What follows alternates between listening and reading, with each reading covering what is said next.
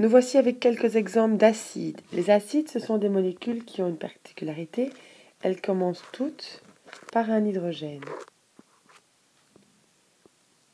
Alors, un ou plusieurs hydrogènes en fonction de la molécule. Voilà. Quel est l'autre point commun entre toutes ces molécules?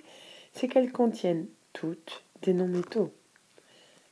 Le soufre, par exemple, le chlore,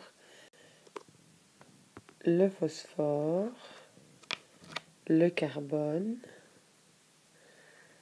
et l'azote. Les autres sont un peu particuliers.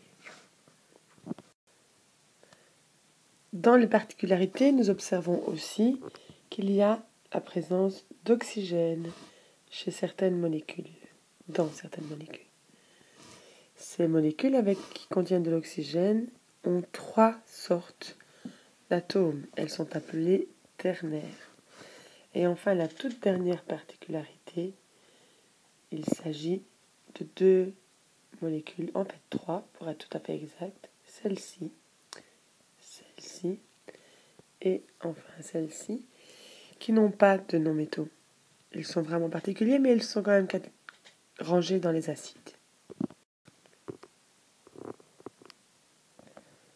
Reprenons ici ce que nous avons observé de l'autre côté. Les premiers acides, on les appellera binaires. Dans les acides binaires, on a 2 atomes différents. Le premier, un hydrogène. Et l'autre, un non-métal.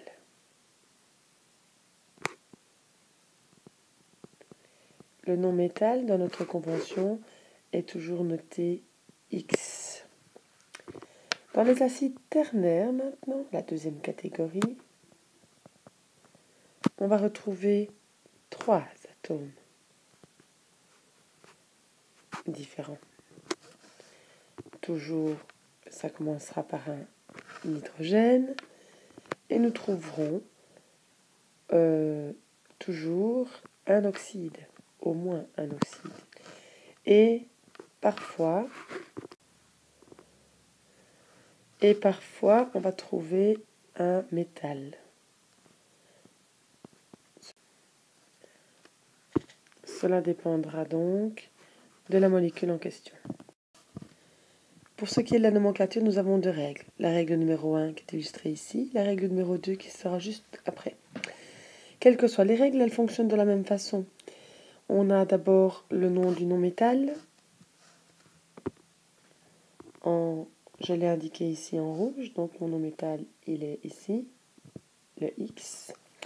Dans le cas qui nous occupe, c'est du chlore. Là, en la première ligne, quand on a un acide binaire, on va donner le nom du non-métal, ure, plus hydrogène. Ça viendra chlorure d'hydrogène. Dans l'acide ternaire, on va parler du non-métal, et là, on va regarder le nombre d'atomes d'oxygène. Quand on a un grand nombre d'atomes d'oxygène, ici, nous en avons 4, eh bien, on va utiliser la terminaison at.